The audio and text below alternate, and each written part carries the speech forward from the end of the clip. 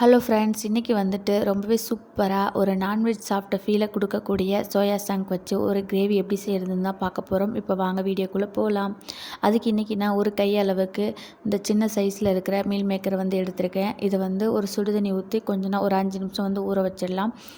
ஊற வச்சதுக்கப்புறம் ஒரு 2-3 டைம் வந்து நல்லா தண்ணியில் அலசிட்டு தண்ணி எதுவும் இல்லாமல் இந்த மாதிரி நான் காட்டுற மாதிரி வந்து நல்லா புழிஞ்சு எடுத்து வச்சுக்கலாம்.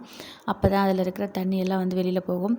அடுத்ததாக வந்துட்டு ஒரு வாணலில் வந்து கொஞ்சம் வந்து எண்ணெய் ஊற்றிட்டு கொஞ்சம் வந்து மிளகாய்த்தூள், ஆல்ரெடி நம்ம வந்து ரெடி பண்ணி வச்சுருந்த மீல் மேக்கர் அதையும் ஒன்றா சேர்த்து ஜஸ்ட்டு ஒரு 5 நிமிஷம் வந்து ஸ்லோ குக் பண்ணி ஃப்ரை பண்ணிகிட்டே இருந்தோம் அப்படின்னா அந்த மீல் மேக்கரில் இருக்கிற எக்ஸஸ் வாட்டர் எல்லாமே வந்து ரிமூவ் ஆகிடும். அதோட நம்ம கிரேவியில் சேர்த்து சாப்பிடும் பொழுது ஒரு உண்மையாகவே வந்து ஒரு நான்வெஜ் சாப்பிட்டா என்ன ஃபீல் கிடைக்குமோ அதே ஃபீல் வந்து நமக்கு இருக்கும்.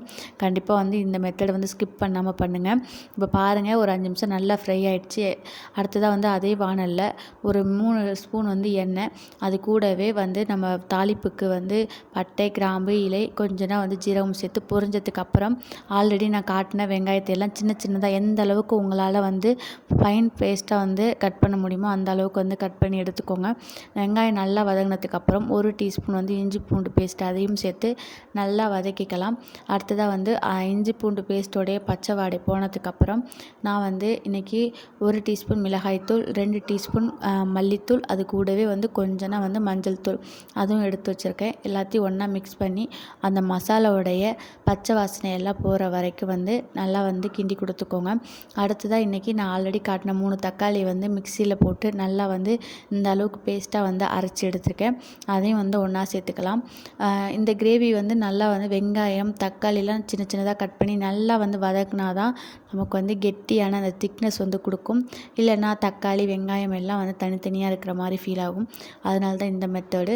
அடுத்து தக்காளி நல்லா வெந்து அந்த எண்ணெயெல்லாம் மேலே பிரிஞ்சு வர ஸ்டார்ட் ஆகிடுச்சு பாருங்கள். இந்த ஸ்டேஜில் வந்து நம்ம கொஞ்சம் வந்து வீட்டில் இருக்கிற கெட்டி தயிர் வந்து ஒரு 1/2 கிளாஸ் அளவுக்கு நான் எடுத்திருக்கேன். இதை சேர்த்தோம் அப்படின்னா அதோடைய டெக்ஸ்டர் ப்ளஸ் டேஸ்ட் ரெண்டுமே வந்து ரொம்பவே சூப்பராக இருக்கும். இப்போ வந்து தயிர் சேர்த்து அந்த தயிரோடைய ராஸ்மல் வந்து போனதுக்கப்புறம் நம்ம வந்து ஆல்ரெடி வதக்கி வச்சுருந்தோம் இல்லையா மீல் மேக்கர், அதையும் வந்து ஒன்றா இது கூடவே சேர்த்துக்கலாம்.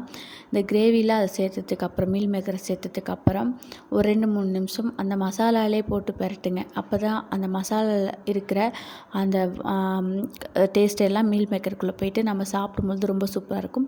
இப்போ கிரேவிக்கு தேவையான அளவுக்கு கொஞ்சம் தண்ணி ஊற்றிக்கோங்க. ஏன்னா ரொம்ப நேரம் மீல் மேக்கரை வந்து வேக வைக்க மாட்டோம், ஒரு 5 நிமிஷம் வெந்தால் போதும். அதனால் அதுக்கேற்ற மாதிரி அளவுக்கு கொஞ்சம் தண்ணி சேர்த்து மீடியமாக வந்து கொதிக்க வச்சிங்க அப்படின்னா நமக்கு ஆயிலெலாம் நல்லா பிரிஞ்சு மேலே வர ஸ்டார்ட் ஆனதுக்கப்புறம் நம்ம வந்து ஸ்டவ் ஆஃப் பண்ணிக்கலாம்.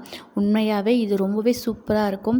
உங்களுக்கு ஒரு வேளை சிக்கன், மட்டன், ஃபிஷ் எப்படி இந்த மாதிரி வந்து நான்வெஜ் எதுவுமே கிடைக்காத சமயங்களில் ஒரு நான்வெஜ் சாப்பிட்ணும் அப்படின்னு ஃபீல் பண்ணுறீங்க அந்த டேஸ்ட்டில் அப்படின்னா இந்த கிரேவியை செஞ்சு பாருங்கள், ரொம்பவே சூப்பராக இருக்கும். தேங்க்யூ ஃபார் வாட்சிங்.